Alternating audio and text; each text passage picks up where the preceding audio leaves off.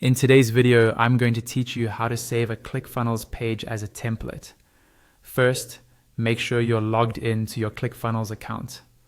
Once you're on the main dashboard, look over to the left-hand side of the screen. You'll see a sidebar with several options. Here, you want to look for the section labeled Workspace Settings. Go ahead and click on that. This area is where you manage different elements of your workspace, including the pages you've already created. After you've opened Workspace Settings, you'll see another menu on the left-hand side. In this panel, look for the option called Pages. Click on Pages, and this will bring up a list of all the pages that exist inside your current workspace. Take a moment to make sure you're in the correct workspace if you have more than one, because your templates will only be available where you create them. Now, in the list of pages, find the specific page that you want to turn into a template.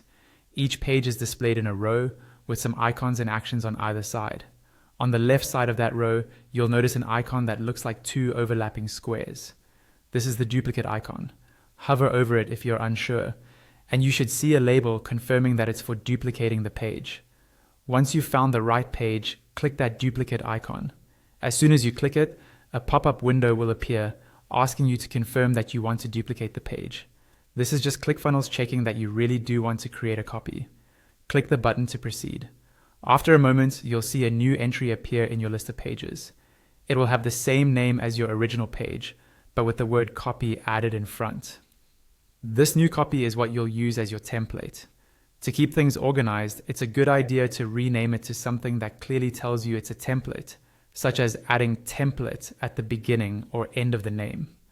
Once it's renamed, you can open it in the editor and make any adjustments you want, like removing page-specific content and leaving only the structure and design. From now on, whenever you want to build a new page using that layout, you can simply duplicate this template copy and customize it for your new funnel or campaign.